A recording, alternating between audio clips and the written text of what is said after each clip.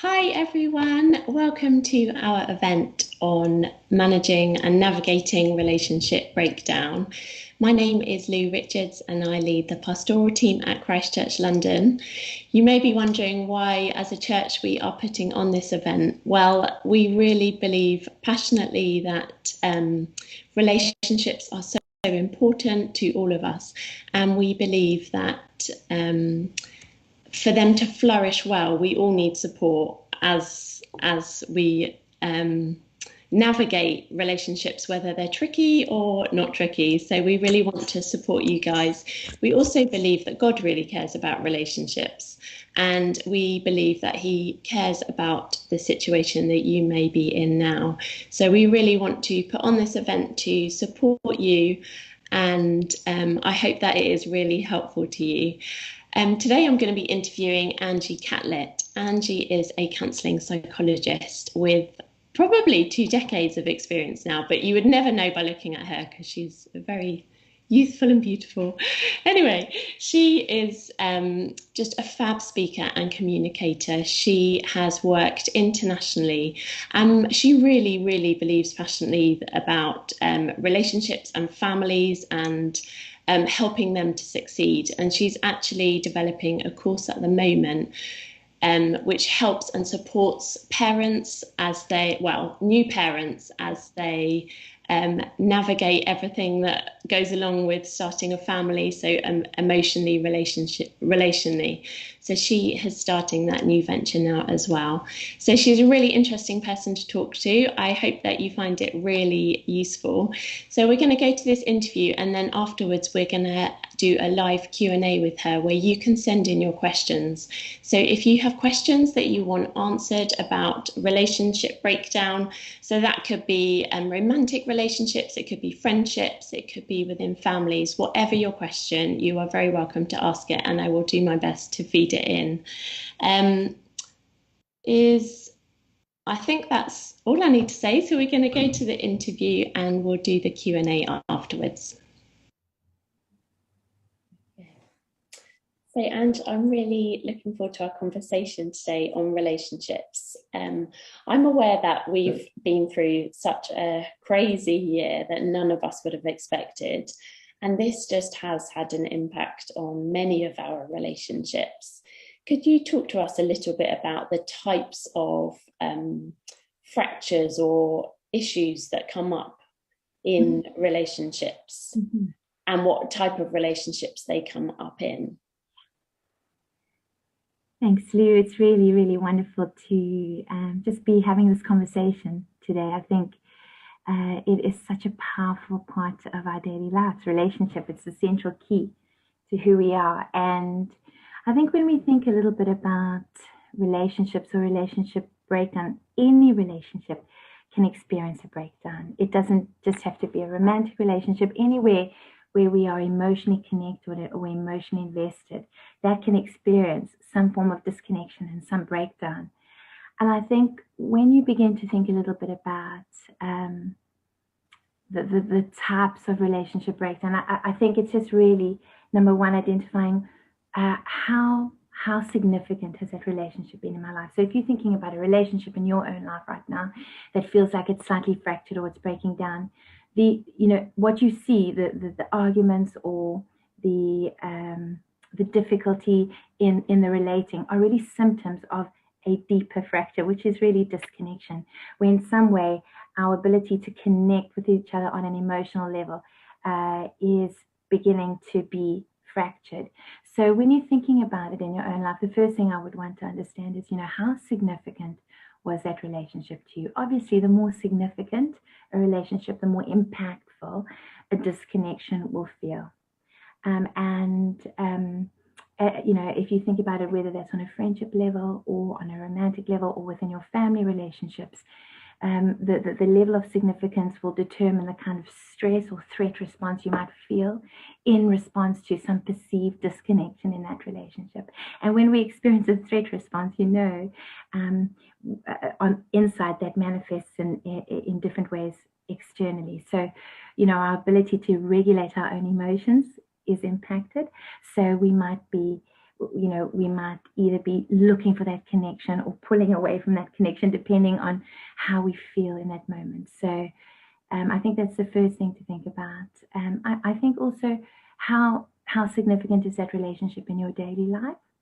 So is it one that you face with every single day? Is it a working relationship? You see that person every day? Is it in the family home? I think that will also determine how impactful and the kind of shifts you need to make to try and resolve that breakdown.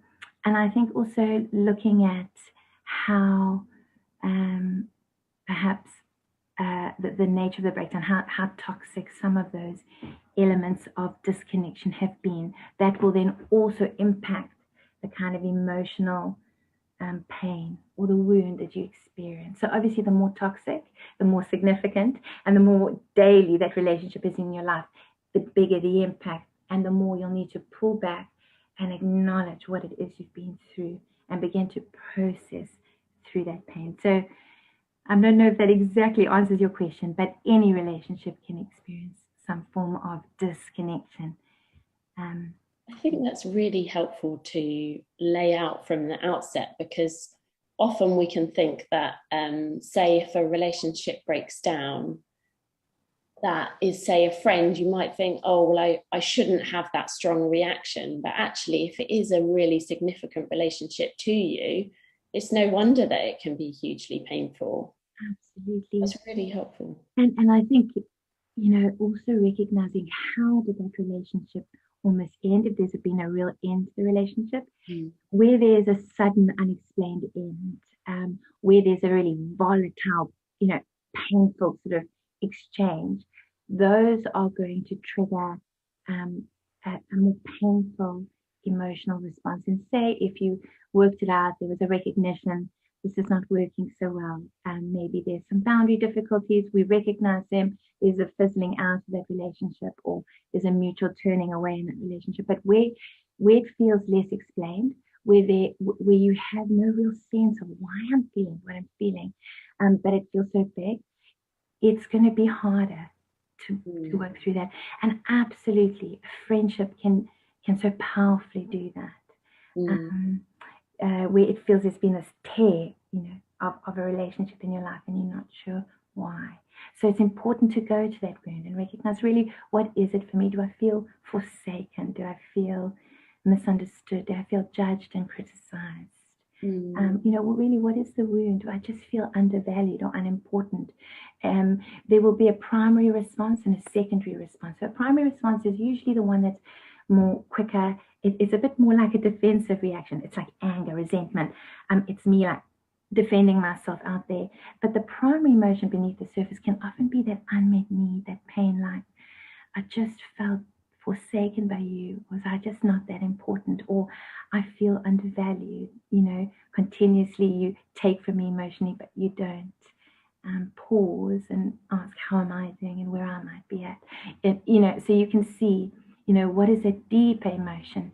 That's where we need to get to, because it's acknowledging that and validating that. It's such a powerful healing process. It gives me permission and okays that feeling, which allows it to be there, rather than, you know, just having it there but not knowing what to do with it and sort of suppressing it or avoiding it.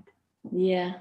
And it's learning those tools and the language to communicate in a way that's healthy to the other person. I definitely want to come back there, but before I do that, I just want to talk about one thing that I've read is that over lockdown and this period of the pandemic, that many speculate that the divorce rate is going to go up. And what we've seen through the years and decades is that divorce rate has been increasing.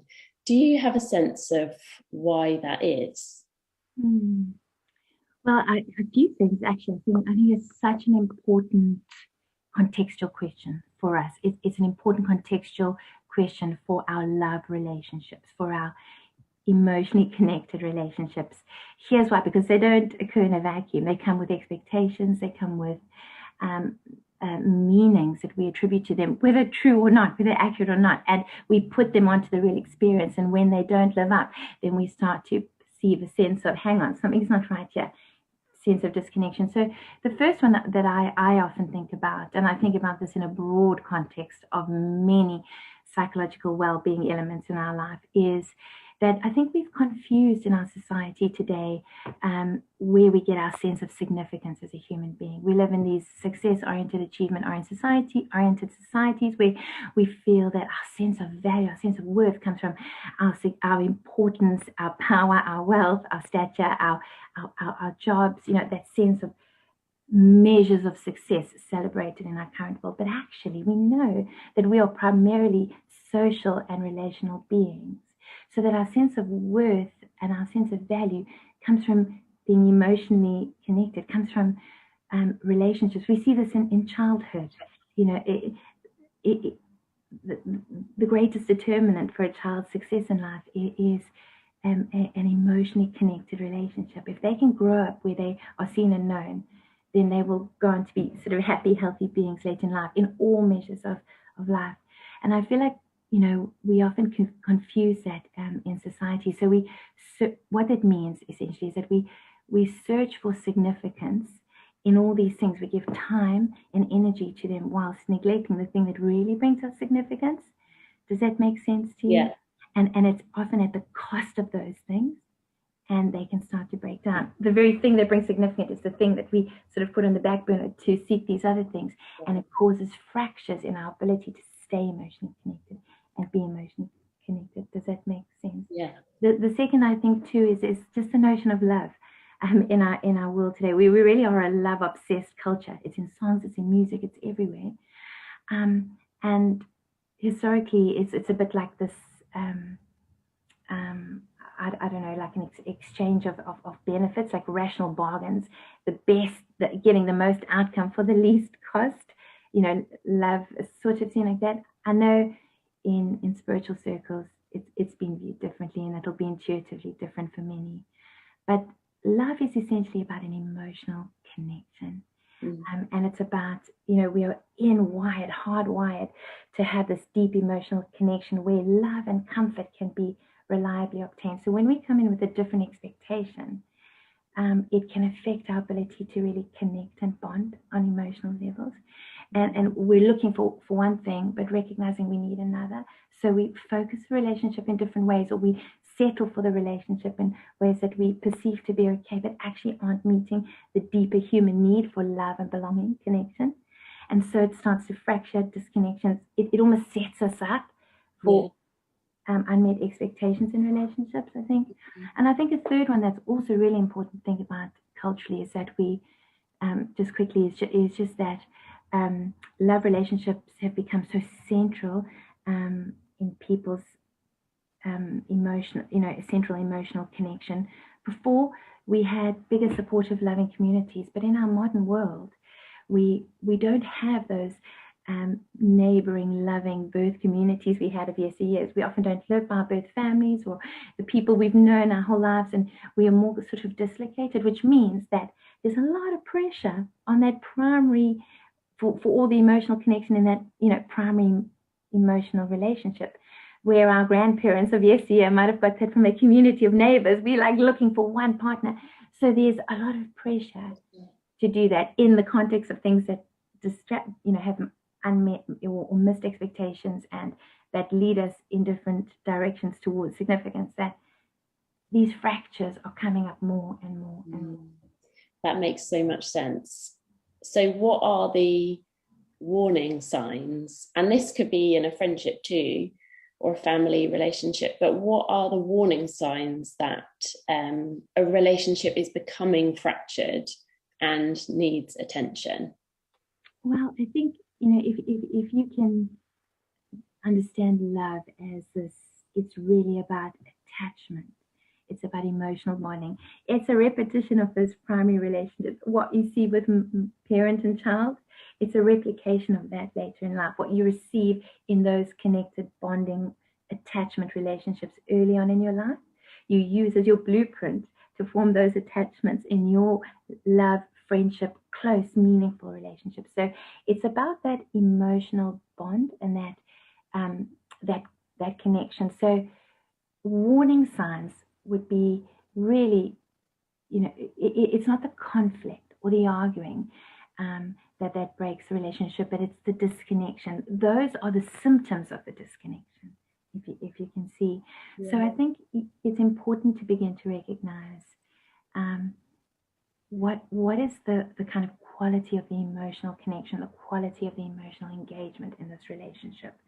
And so obviously communication is key, and we know that communication is fundamental, and it's like one of the big determinants of a long-term successful relationship and a satisfying, lasting relationship. But it's more the quality of the emotional engagement there. So here's where the disconnection starts to show up. When you perceive a sense of disconnection, it arms that stress response. So if we're looking on a physiological level, and what happens when our stress response, it's the same in children as it is in adults. It's just really amazing how we are made. But when that stress response is armed, we will then look for connection in that partner. But when we perceive that there is disconnection and we can't find it, it begins to arm that kind of fight or flight response. So there's two bits in that pattern that come to play. There's the demand and there's the withdrawal. It's essentially those two, there's the pursuer and the withdrawer. And you get these patterns of conflict, but really it's patterns of disconnection. Mm. So it's natural. Every relationship will experience disconnection. Even the most beautifully amazing example of a friendship or an emotion, a romantic connection or a family relationship, it's natural. It's not that there will be disconnection, but it's how we are able to move towards reconnection and resolving that feeling of disconnection. So when I see those disconnections happening as patterns, so we see familiar patterns of disconnection, of demand and withdrawal, or demand and demand. So this can look a little bit like, you're not getting me. Where are you? You don't need me. I don't feel important to you. How come you don't text me back? I'm always the one initiating. And these feelings like maybe I might reach out with a demand to the other person.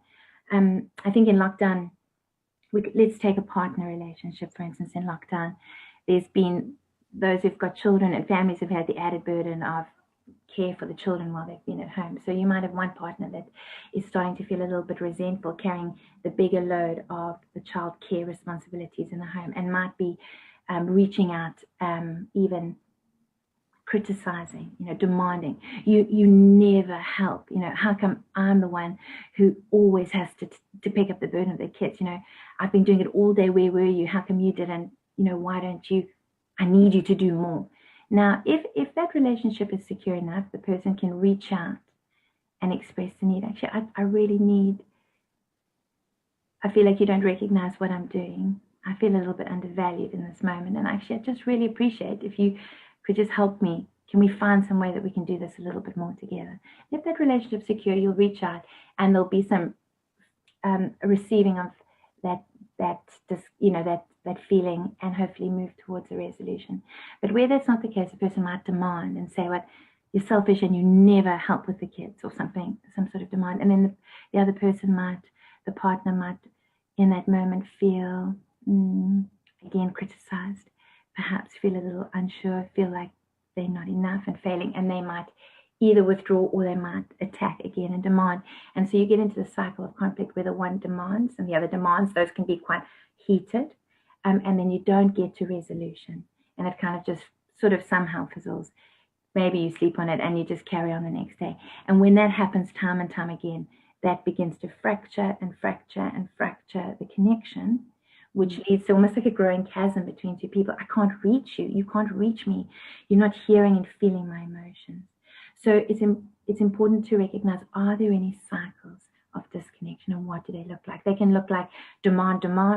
They can look like demand withdrawal. And really what that is it's a stress response that will elevate even more to a threat response, which is essentially, I'm either going to fight, I'm going to demand, or I'm going to withdraw. And when I withdraw, if that fracture happens time and again and my needs aren't met, I'm not seen, then I will eventually start to turn away.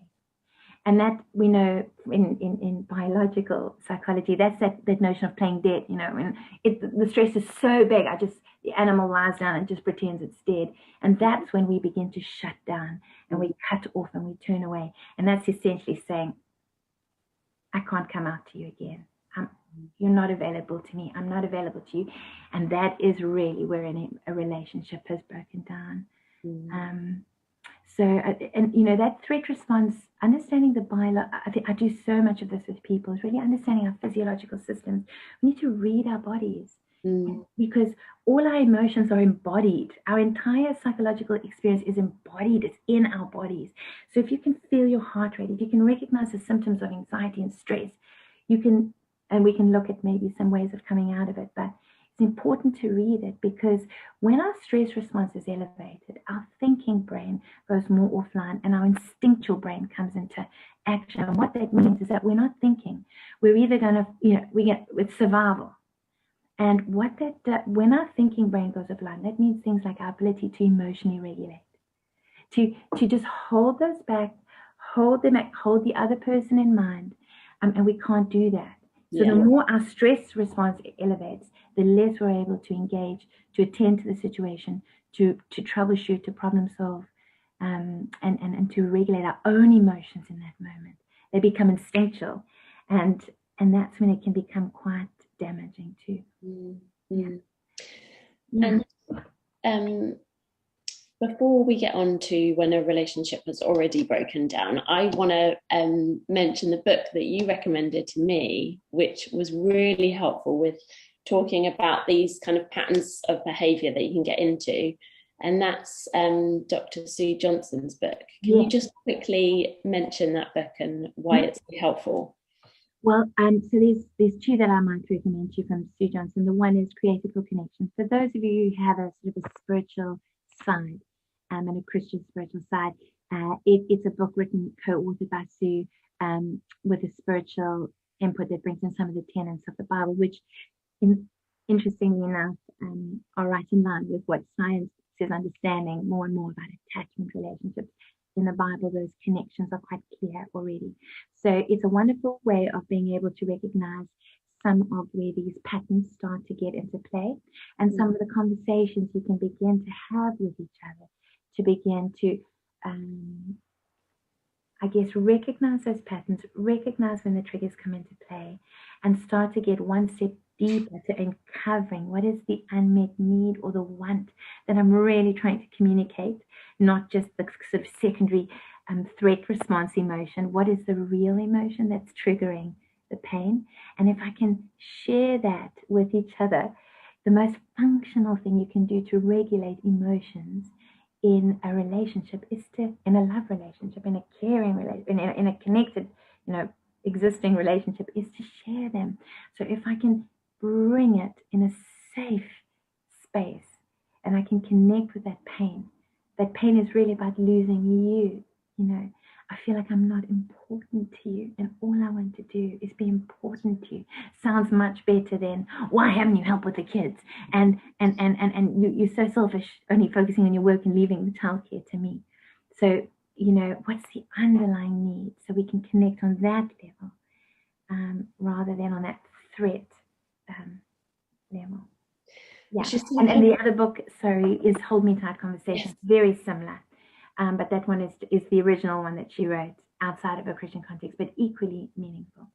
Really helpful, that book. And we're not necessarily taught how to communicate our feelings well. And so the good thing about the Hold Me Tight book, at least, I've not read the other one yet, is that she just does a really good job of pinpointing the pattern of behaviour that's going on and giving you an avenue out of there. How do you deal with it in that moment? And so I found that book really helpful. Let's move to when the relationship is at breaking point or has broken down.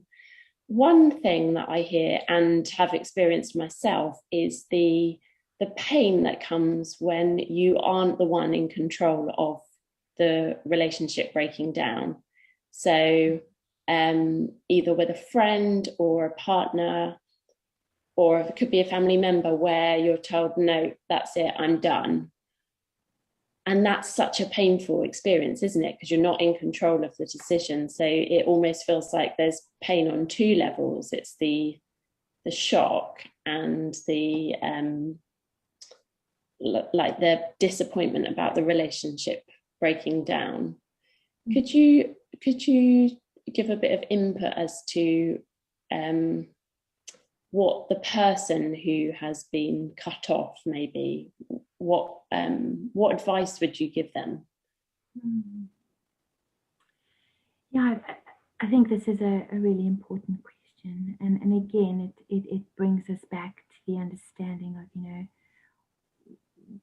what does that tear, you know, that wound, when a relationship is about a connection, an emotional bond.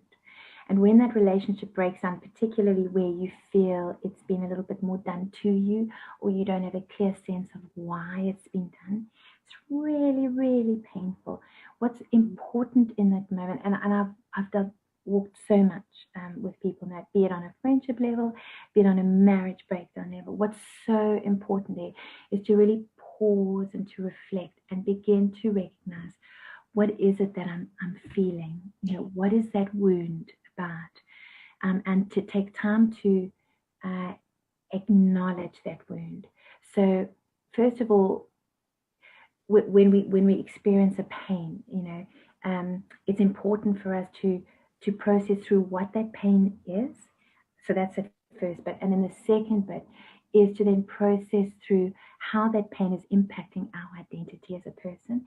Because when we go through difficult, painful experiences, that pain will trigger thoughts about ourselves, about others, and the world around us, and it will shape our identity and the way we almost emerge in connecting with others and ourselves and the world around us. So that's kind of second. But the first thing is to really, what I would say to a person is that it's so important to visit that pain, and where that other person has disappeared and is unable to come and help, you know, give you a sense of meaning to that. It is so important for you to do that for yourself, to try and make sense of what has happened in that relationship and identify what are the emotions that you're feeling. We are meaning makers, humans, which means that we attribute meaning that helps us to make sense of what we've gone through. Because as we do that, it helps us then to validate, give ourselves permission to feel what we're feeling. And in doing so, that's your healing journey right there. It helps you to really accept that experience and accept that pain, and then begin to shift the impact of that on you and your relationships around you. So 3 steps I often think are helpful in any sort of emotional processing is, number 1 is awareness. Number 2 is understanding, and number 3 is acceptance. Just really simply, like first step, awareness. Be aware. What is it that I'm feeling? Don't just carry on. Don't avoid. Don't distract. Don't rebound. If you do, it's going to come back. It's going to revisit in all these other relationships. Anything that smacks of that pain that you felt, that rejection, that abandonment, that forsakenness, anything that smacks of that in any future relationship will trigger that unresolved pool of emotion, and it will come out in a disproportionate manner in your new relationship. So deal with it. There's no other way. So first thing, grow in awareness. What am I feeling? Allow yourself to really recognize, what am I feeling, and sit there. Go beyond the external emotion of anger and resentment. What is the underlying pain? What is the underlying wound? I think this is also really important in a friendship relationship. I can remember an experience in my own life where it felt in a similar way. The friendship changed for whatever reason, a change of circumstances. But in some ways, it felt like though the person wasn't leaving the context, it felt like they were leaving the friendship. And I couldn't understand why it was so hard. And when I got down to it, it felt like they just not just left the context, they left me. That was so painful. But when I recognized that, it really helped me to then understand what was going on, understand the bigness of my emotions, to name them, to articulate them. So I gave myself permission to feel them, so that I could really accept that experience that I was going through, and equally for others, to be able to understand it, make sense of it, so that I can really accept that. And then it helps me to shift the impact and recognize, here's the reasons why that situation happened, perhaps there's some things I'm learning about my own relating in a relationship and some other aspects about the other, and how can I shift that into the future. That experience, unresolved, will trigger emotions and thoughts for yourself, and this is where it affects your identity. If it's, say, for instance, classic, it's been a romantic relationship breakup and the person's left you and you're not sure why, those feelings of rejection could trigger feelings of a lack of worth. Maybe it's my physical beauty, maybe I'm too much, maybe my sense of person is over the top. What elements or what thoughts is it triggering about myself and about other people? Relationships are not safe and trustworthy. It's important to process that and recognize this is the context, this is the conditions that happened in, so that I can be aware rather of that kind of condition, that kind of character, then really avoid everything into the future or interpret myself, my own sense of lacking self-worth, because we all need emotional connection for our survival. And if we pull away, that will just lead to psychological ill health. So your question, Lily, does that yeah, that's really helpful. And what I'm thinking about is often anger is an emotion that can come up when a relationship ends, and that can come up over an extended period of time. What's a healthy way of processing the anger that doesn't, you might sit down with that emotion and journal or talk it out, but if it keeps coming up, what's a healthy way to process the anger and the kind of wanting justice, maybe? I think it's always important to understand why. Anger is a very powerful but very necessary emotion in our lives. It's telling us something. Anger comes when we've been wronged. So I teach my children, it's okay to be angry, but it's understanding why. And when I can recognize that, hey, I've been wrong, then I can articulate it, and then I can see the right context shifting in that relationship. And if it won't, and if the other person won't, then I can recognize that there's some fundamental needs in this relationship that aren't being met, and perhaps I need to be the one to pull away, for instance. But when you're in a relationship where that's broken down, it's important to recognize, I feel wrong. Why? What is it about this relationship that's triggering anger for me? And because that anger leads me to a deeper wound, always. And what is that wound beneath the surface? So I feel anger because of how this person has betrayed me. Recently, I've been having some conversations around marriage relationship that's broken up, and there's been a secondary relationship or an affair in that marriage. And it's important, you might feel the wound that you've lost the person, but there's an anger at what they've done. It's processing what is the wound beneath that particular emotion. How have they wronged me, and what have they done that's not okay? In relationships that have broken down where the other party is absent from me, they won't have me in mind. They won't validate my pain experience or my anger experience. So we have to do that for ourselves. Often therapy can help us to do that. But say you don't have access to that, it's important that you allow yourself to validate that you have wronged me by engaging in another relationship. You've broken your promise, and that was wrong. You won't acknowledge that wrong for me. I feel so angry at you for doing that. You won't acknowledge it, but I can recognize it for me. That was not okay. You wronged me, and I can recognize that. Does that make sense to you? So anger is also, again, it's a symptom of a wound where I've been wronged. Where have I been wronged? What's going on for me beneath the surface? And how can I acknowledge that wound that the anger is speaking about, and begin to validate. So it's, again, become aware, take some time to investigate, to inquire about it, allow myself to sit in that space and to provide some nurture towards that space. You could also look at it, another acronym that I use is something RAIN, which is first of all to recognize, which is that process of awareness. Recognize, what is that wound? What's going on for me beneath the anger? Where is it that I feel wronged and why? And then secondly, allow myself to sit there, because that allows me sometimes to get beyond the external emotion to the deeper emotion. And you can even ask yourself the question, what is the feeling that I really don't want to allow myself to feel right now? I feel rejected. I feel, in my case of that friendship, I felt forsaken. What is that? And then I would stand for investigate, take some time to understand. And then N is for nurture. Move with compassion toward yourself into that space. Nurture and care that it wasn't okay for them to do it for me. It's absolutely all right to feel this way. I needed you and you weren't there for me.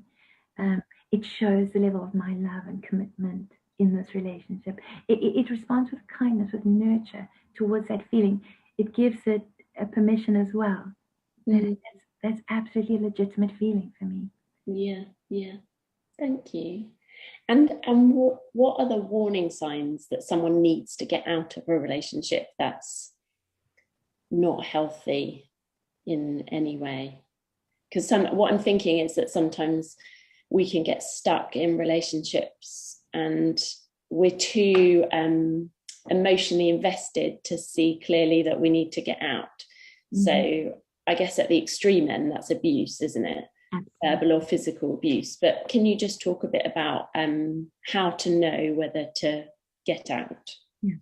So that would be a few things on the polarized side of the equation would be absolutely abuse. Could be physical, could be emotional. Okay, so with words, there's somebody who continues to try to control you or to gaslight you, which is basically to shift your perception of reality, to question your perception of reality, undermine the way you see something and says it differently to justify their own behavior against your own feeling response to that behavior. And that often happens in abuse as well. And even sexual abuse, that can happen even in a marriage relationship. And obviously we know the distress of it in other family relationships. Yeah. So yes, that one. Secondly, if there's addictions that affect a person's ability to, again, connect in meaningful emotional ways and respond is important. And if you're looking at a romantic relationship as well, if there's obviously been a breach in that marriage commitment in terms of an affair or an external relationship there, those would be things to begin to think about. Those are the obvious ones. I think the other one that's really important, particularly on a friendship relationship, is to understand the notion of boundaries, where my emotional needs feel like they're either minimized, diminished, unmet, unimportant, non-existent. So you begin to feel as if you come away as if you're the one who's always giving, you're the one who's always investing, where the other person's life experience and emotional will dominate the space between us. Then it's important to recognize actually how healthy is this connection. So I begin to think a little bit about what are some of the boundary crosses. We have different friendship relationships, for instance. You've got those that are more mutual, where we would draw from one another. You have those where people maybe lean more on you and you invest. And if you can recognize that and you're okay with that, and that's the nature of that relationship, that's okay. The problem comes in is where you surround yourself with too many of those relationships and you have none that are the mutual kind of giving relationships, or some where you're in fact are invested into yourself. So look at the boundaries. Are your fundamental needs being met? And if you can recognize that need and begin to bring it into that relationship and request it and say, but that the partner refuses either to meet that or can't meet that because of their own emotional distress and triggers because of the blueprint they've received in their past relationships, then you need to begin to think about, do we need some support to undo some of those triggers, to work through those triggers, or is this a time where I need to put some boundaries in place, whether it's physical distance, emotional distance, taking some space and some time out. That can be a good way to segue into figuring out, is this relationship okay? So give yourself some physical distance to begin to process, what are my needs, what feels like they aren't being met, to see whether we can re-engage. Yeah. Does that make sense? Yeah, that makes complete sense. And I think talking about boundaries is really helpful because, again, when we're so in it, sometimes we don't often take a step back and think about whether our boundaries are appropriate. So that's really helpful. And I'm aware that you're obviously a psychologist, but you also have a faith. And I'm interested to know how you believe your faith supports you or impacts the relationships that you have with other people. I think that's a good question. I think, well, faith is primarily about a relationship, isn't it? And many people will have spiritual orientations where it allows them, interestingly, to connect more deeply with themselves, which I think is really powerful. So we have meditation and mindfulness that come from spiritual traditions that allow us to connect more deeply with ourselves. In the Christian faith, it also is primarily centered around about a connection with us and, God. So it's really, again, about a connection relationship. And what's really powerful about that connection relationship is, as we learn about the character of the one that you connect to, it really is one of those that are nurturing and safe. So yes, it absolutely will impact and can be a renewing relational experience where we in our own lives have experienced a difficult blueprint of emotional connection from our own family environments. Engaging in that connection with God can begin to renew our understanding of what a real love connection is about, that we can begin to, again, give that to others.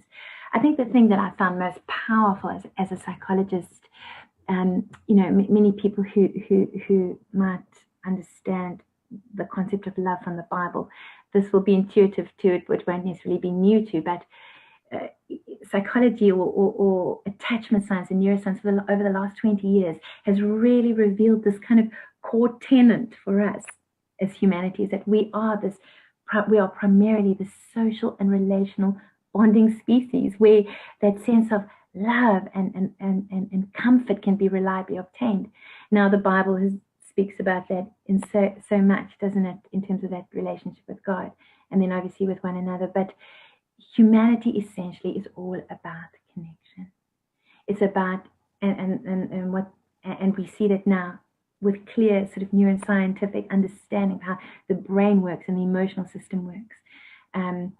But we also see that in scripture. So I love the way that science is reflecting the nature of love that is set out in the Bible, that's primarily about a connection with the divine and then a connection with each other. Psychology showing that we are about being meaningfully and relationally connected in healthy ways. So I found it just so deeply powerful that, science reveals just more of what intuitively, perhaps the church has understood, yeah. So practically, do you read your Bible as a way of understanding more about God's love for you, would you say? Like, how does reading your Bible help you in terms of how you relate to other people? I think, it's the connection with God and the connection with others. So that idea of what meaningful connection looks like is also mirrored in a church community or a community of people. So I think that's really helpful, having those who have grown in their own relationships can mirror that. Obviously not perfectly, and there will be unmet expectations, and that's where we again need to process and work that out. But certainly in understanding the notion of love and how it is seen in the Bible, I think it's looking at the stories where emotions are raw and real. There's a lot of stories that are there about all sorts of experiences. They certainly aren't the A-list experiences that there's many of them are not so great, but we see something of a care and a connection and a faithfulness. I think the book of Psalms is a really good example of that, isn't it? It gives you an opportunity to express raw and real emotion in a relationship where you share. The most functional thing is to share those difficult emotions for them to be regulated. And you see that as a pattern in the Bible with characters with God, and it sort of teaches you about that notion in your own life and what that character of the one you're connecting to is like. So it starts to feel safe. It seems like a practice. It's exemplified, but also feels safe in the character you're connecting to. So yeah, definitely. Yeah, that makes real sense. Thank you so much for sharing that. We are going to move to our Q&A now. So this is opportunity for anyone who has questions, specific questions about their circumstance, to ask you live. So thank you very much for this part of the interview, and we look forward to continuing. Brilliant. I hope you enjoyed that interview as much as I did, and so happy to have Angie with me now, who is going to answer your questions. Before we get started on the questions, I just want to mention a follow-up group that we are running after this seminar. So on Tuesday evening at 8 o'clock for 4 weeks, we're going to be running a group on managing relationship breakdown. So that's an opportunity to explore in more detail what it looks like to grieve the loss of a relationship, what it looks like to have healthy boundaries, and just looking at the emotional impact of the loss and how you move on from that. So I really recommend you join that if you're at all interested, or you can email me at pastoralsupport@christchurchlondon.org if you would like more information. It's a confidential space. It'll be 4 weeks. We, the church, are running it. It really doesn't matter if you have a faith or not. We will say a prayer at the end, but it's very, very accessible to anyone of any faith. So you'd be so welcome to join us. Spaces are limited, so if you would like to join, then there's the slide should have come up now with more info if you would like that. So onto the Q&A. We have some great questions for you, Angie. Hi, everyone. What happens if you are still regularly seeing your ex and it's just hard, especially maybe if they've moved on and you haven't? What advice would you give to someone in that situation? Well, I think it's really important to take some time to obviously process the pain that you've been experiencing, and when it could be still quite fresh, I think it's important to kind of give yourself that space. So the bit that I'd be thinking a little bit about, how could I create some boundary space for my emotional well-being here, to be able to pause and take some time to heal. So is there a way that we can begin to shift some of that regularity that we're seeing one another, or find a way, just to create that boundary of emotional distance and physical space from one another? Sometimes we just need a break to be able to try and heal.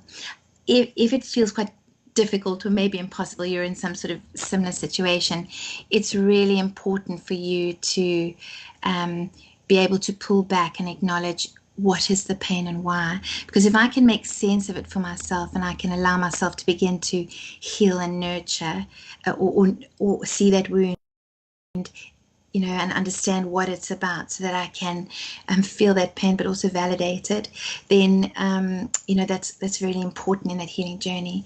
But if you are able to, I would really, particularly if it's been quite recent, and it feels quite raw, I think it's often really essential to create that space where you can heal without being re-triggered continuously, because that's exactly what's happening. Is every time you see them, that pain is being resurfaced, and perhaps triggered, re-experienced, and so it makes it harder to allow yourself to pull back, to reflect, and to heal. So number one, create some space. Try to bring some distance. Maybe close yourself off from any sort of social media accounts or interactions, if you can, social interactions that way, and then give yourself the space within the context, and then really allow yourself to acknowledge what is the pain and why in this relationship, and to visit that wound and take some time to process, the underlying need and pain. A lot of what we've been talking about in the seminar today, in that healing process. Mm. And this is the big question that so many of us ask over time. How do you get over someone if you really love someone and they have said, no, I'm out? What would you say quickly as a way for someone to fall out of love with someone, as they may say? Mm-hmm. Such a painful experience, particularly where it's one-sided, and particularly where it feels quite strong and clear as a break. There's no sort of process in that. It's absolutely fundamental to allow yourself to feel the pain that you've experienced in that relationship in order to heal. You will have had some real emotional triggers, and so it's important to really go and revisit that, and really get beneath the surface as to what are those emotional, the unmet needs. So and there's two things. There's the emotional experience, but then it's also the impact that experience has on my identity. So I need to process the wound, and that's hard because sometimes it can be really difficult to recognize what I'm really feeling about this. Ultimately, is it that I've been abandoned and I feel rejected? And why is it so painful? If that's something I've had in my life story, in my personal narrative, it'll be even more painful. And I would really recommend some real time to begin to acknowledge those feelings and allow yourself to feel, give yourself permission to feel it. But the second thing is to begin to look at the impact of that wound on your identity, because it begins to shift the stories we tell ourselves about who we are and about what others are like. So I've done this so many times, time and time again with people, but it's really being able to name and articulate what that pain was, what that loss is, where is it in my body, in my heart, in my story, and really allow yourself to journey into that place of pain, feel it, acknowledge it, articulate it, and have it heard and almost sort of held in that space. So that we can begin to let it go. It's like losing a partner as well, that grief process. And it will change us. It will change us. But it's important to process the impact on our identity so that it doesn't change it in a maladaptive way in our relationships with others. Thank you. So we've had another question from someone where, and I'm going to paraphrase this, but it sounds like they love their husband, but they're not in love with them. And so there's a feeling of, oh, I've married the wrong person, effectively. My husband now feels rejected as well. Where do we go from here? I think it's coming back to that idea of what is the emotional connection like in that relationship, because behind the complaints, behind the dissatisfaction or the defensiveness or the withdrawal, there is a disconnection, and those are really protests over, those outward expressions of protests over some form of emotional disconnection. And there is therefore then beneath the surface some unmet needs, perhaps in the one spouse over the other, and there could have so it's drawing a step back and recognizing, what is that emotional bond like between the two of us? We're married. It feels like I've lost sight of the person that I married in the first place. I've lost sight of that original friendship that we had in the first place. And it's taking a step back and looking and seeing, are we in some way caught in any of these patterns of demand and withdraw, or withdraw and withdraw? We're just not connecting. We've resigned ourselves to living life side by side. And how can we create new emotional bonding experiences to almost find each other again? Otherwise, those kind of cycles of demand and withdrawal, that they actually recycle over and over again, and we get into this loop where these negative interactions between one another actually create more and more growing negative feelings between one another. Hostility, resentment, anger, just defense, and it escalates. And we then begin to perceive each other through those lenses. So our threat response is heightened, and our cues for any threatening information are also heightened, which means we can interpret just, any sort of behavior in a threatening way, or in a way that heightens that response again. And so that sense of disconnection increases. So my first question would be to ask, what is the emotional bond or connection like between the two of you? And could you recognize any of these patterns of disconnection in your own relationship? And could you begin to just take a step back and reflect on what your unmet needs might be beneath the surface? Because often in that pain of disconnection, it can be so hard to just acknowledge that I feel, it feels so bad, it feels so sad, to be disconnected, and that I actually have a deep longing to be emotionally connected with you. You're on the other side of the Great Valley. And we can tend to sometimes minimize that deep need and longing to really be connected, because it's so scary to acknowledge how disconnected we really are. And it's our threat response is armed, and that unmet need, we can minimize it as a way of coping, and we can tend to blame it on actions and symptoms like, for instance, sexual intimacy. There's no desire, and it's not working for us. But if your threat response is being armed, in between a relationship, it's quite easy to see that your arousal levels will be affected and impacted in that relationship. And also, as a relationship goes on over time, or really throughout our developmental life course as adults, it's interesting to talk about the sexual intimacy element, because our arousal changes from sort of spontaneous to it needs some more responsive to cues for arousal. So it takes some effort, it takes some emotional connection in order to enable that part of the relationship as well. So I guess I'd be asking, what is your bond like, and how can you begin to revisit that connection in a more meaningful way? Because we lose sight of that friendship in those recycling patterns of disconnection. Thank you. And I guess therapy might be one suggestion as well, if a couple are struggling and want to work on their relationship. And there's some online courses you could do as well. The book I mentioned earlier, has an online version of the book that you can watch and interact with together. Those Hold Me Tight. I think it's an online course. So that's one way to get started and try to begin to see.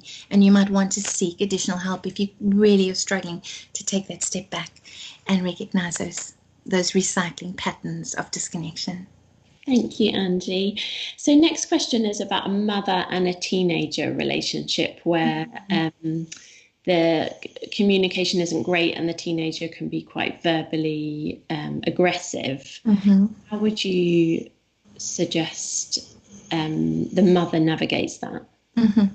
Well, I think it's important to understand the context of adolescence. It's such a huge push for autonomy. It's like, toddlerhood and adolescence are almost, they're sort of the flip side of our development. They're both so similar, that push towards autonomy. You've got a lot happening in the cognitive developmental spectrum. So the brain produces huge amounts of new brain cells. So there's this excess amount of brain cells, but the connections again are a bit diffuse as they are in earlier on in life. Basically what that translates to is that it's not so easy to make decisions, or they may be less clear on how to make decisions, and may not be thinking quite clearly about how they do things. And as a parent, those can look quite irrational, and it's thinking about how we might respond to that developing brain. How can we nurture it? So just that background. And the second background too is that hormonal change. We all those hormones being stimulated and released in the body are also for the physical development, are also creating huge emotional responses. So that they're far more heightened in their emotional responses, and they also have a more heightened, and they're quicker to their stress response system. So that's triggered a lot more quickly, which means, again, thinking brain goes offline, instinctual emotional brain comes into action, and it's not easy to reason. So I guess I'd begin to, if you can understand that background, we're in an adolescent, how can you support them to calm that system in a moment? To engage in the heat is never going to help, because you're not going to be able to have a rational conversation. So it's looking at ways of trying to understand and try to calm that response. Maybe it's through breathing, maybe it's through encouraging mindfulness. Perhaps you might want to support them in, having a little mindful book that they can begin to think through on a daily basis.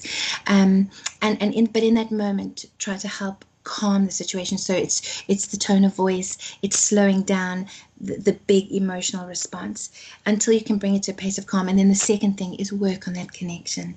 Absolutely fundamentally, they need you more than ever before, or just as much as before, as a guide. So I would say, try to create a safe space in your relationship where that adolescent can feel at ease, not judged, because they've got so many new thoughts about themselves, about relationships, about their body, their identity, about the world around them. So you want to be able to give them a safe space to be able to feel and think anything as they're figuring it out without judgment.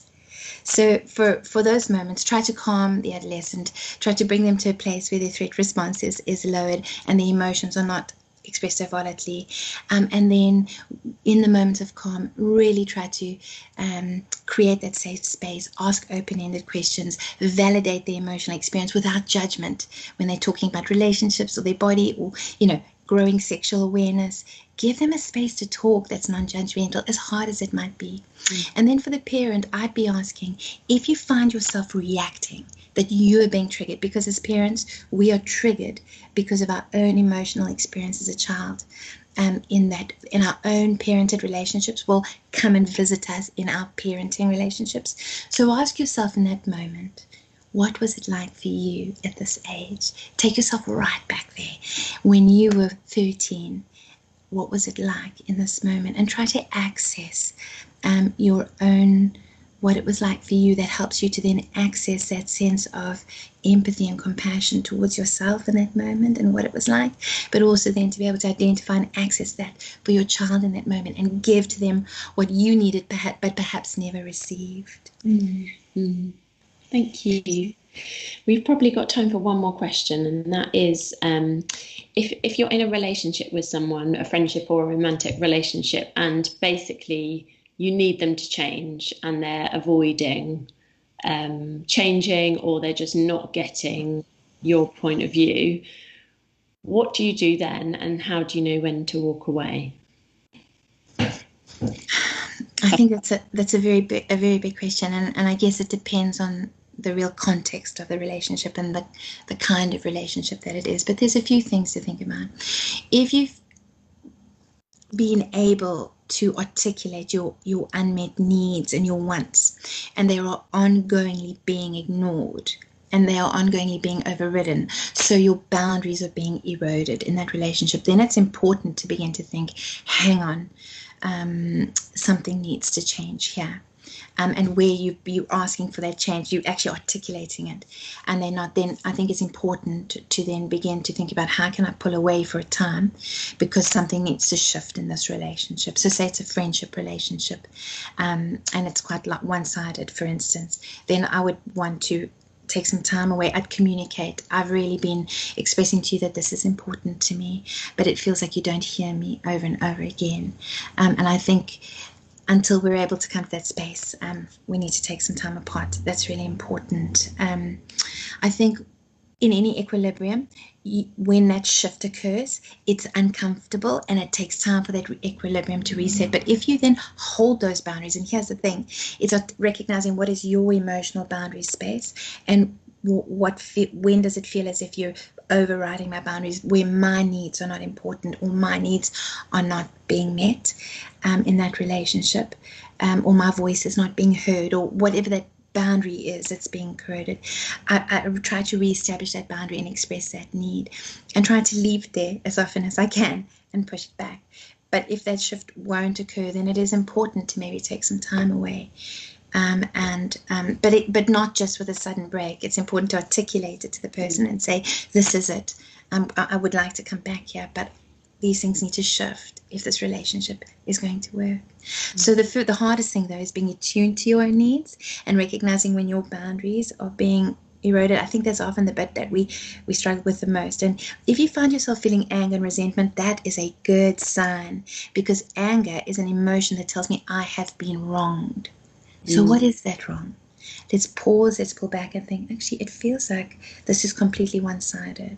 Or it feels like you make me feel bad for the things that you do that are not okay.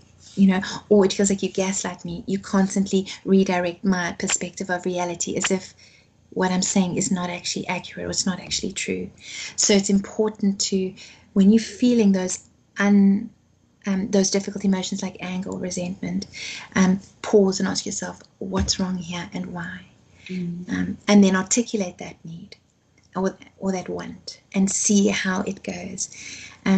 And also to understand perhaps where the other person might be coming from. You do sort of almost the U-turn process where you do a similar thing for the other party and try to understand why and what might be the unmet need for them, and see if you can begin to share that articulation with them as well as your own, and see whether the shift can happen, and if not, what boundaries need to be put in place emotionally, physically. Thank you so much, Andrew. We've run out of time. We did have more questions, and I'm so sorry if you asked one and we didn't get to it. If you do ever feel like you want additional support, then we have a pastoral support team at Christchurch, and you can email us at pastoralsupport@christchurchlondon.org, and we can get in touch with you. We offer listening and we offer prayer if you would like it, and you're so welcome to do that. Just a reminder that we have this Managing Relationship Breakdown course starting on Tuesday evening at 8 o'clock, and you'll be so welcome to join if you want to understand and work through some of the emotions that you may be feeling at the moment relating to a relationship breakdown.